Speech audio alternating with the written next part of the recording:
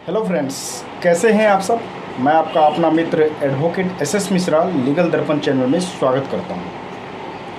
Friends, आपने देखा होगा कि कई बार हमसे ज़मीन को बेचने के नाम पे पैसा ले लिया जाता है कि हम ज़मीन बेच रहे हैं और आप यदि ख़रीदना चाहते हैं तो ये ज़मीन ख़रीद सकते हैं, और यदि मैं इंटरेस्टेड होता हूँ ख़रीदने को तो मुझसे पैसा भी ले लिया जाता है।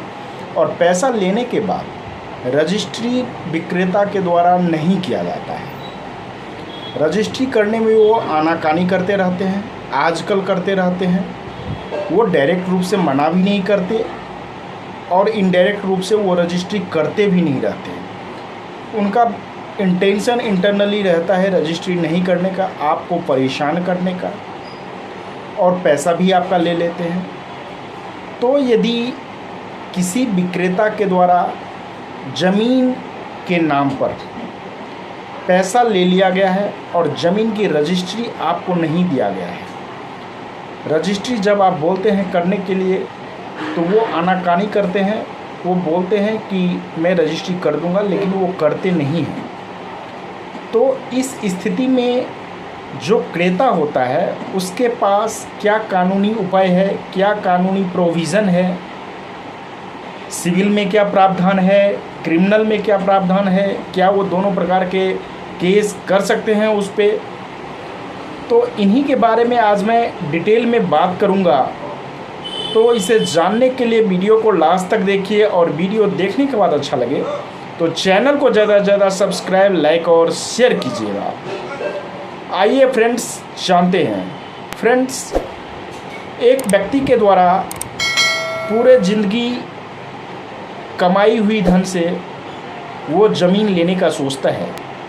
जब कोई व्यक्ति होल लाइफ कमाता है उसके बाद वो कहीं पे अपने सेविंग से मकान लेने की सोचता है, ज़मीन खरीदने की सोचता है। और इस स्थिति में अगर किसी ज़मीन के विक्रेता के द्वारा यदि व्यक्ति मकान खरीदता है तो मकान मालिक के द्वारा व्यक्ति से पैसे ले लिया जाता है, और पैसे लेने के बाद भी अगर उसको रजिस्ट्री नहीं किया जाता है, रजिस्ट्री में आनाकानी किया जाता है, तो उस स्थिति में व्यक्ति के पास सिविल में भी कानूनी प्रावधान है, सिविल में भी उनके पास उपचार है, और उस उपचार का वो यूज करके, उपयोग करके रिलीफ पा सकते हैं। सिविल में वो केस फाइल कर सकते हैं सिविल सूट में इसके लिए, और क्रिमिनल में भी केस फाइल कर सकते हैं।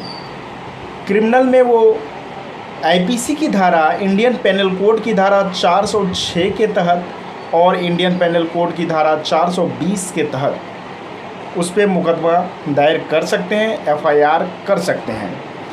406 के तहत क्रिमिनल ब्रीच ऑफ ट्रस्ट, उनके द्वारा जो वादा किया गया है, विश्वास दिलाया गया था, उस विश्वास को तोड़ने का, भंग करने के लिए उस पर एफआईआर किया जाएगा, और इसमें 3 साल की सज़ा और जुर्माना या दोनों भी हो सकता है। इसी तरीके से 420 जो है वो चीटिंग का है, और उसमें 7 साल तक की सज़ा जो व्यक्ति चीटिंग करता है उनको हो सकता है। तो इसीलिए घबराने की कोई बात नहीं है।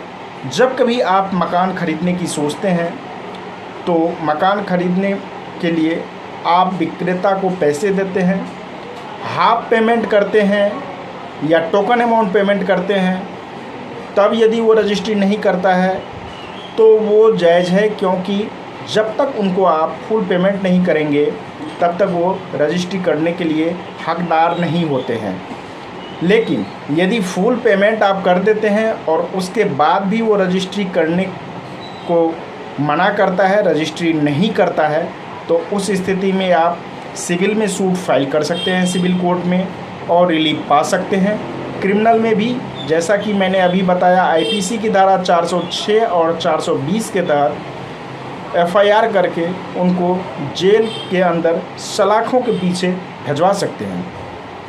तो आप लोगों को ये वैल्यूबल जानकारी कैसा लगा, आप मुझे कमेंट करके ज़रूर बताइएगा।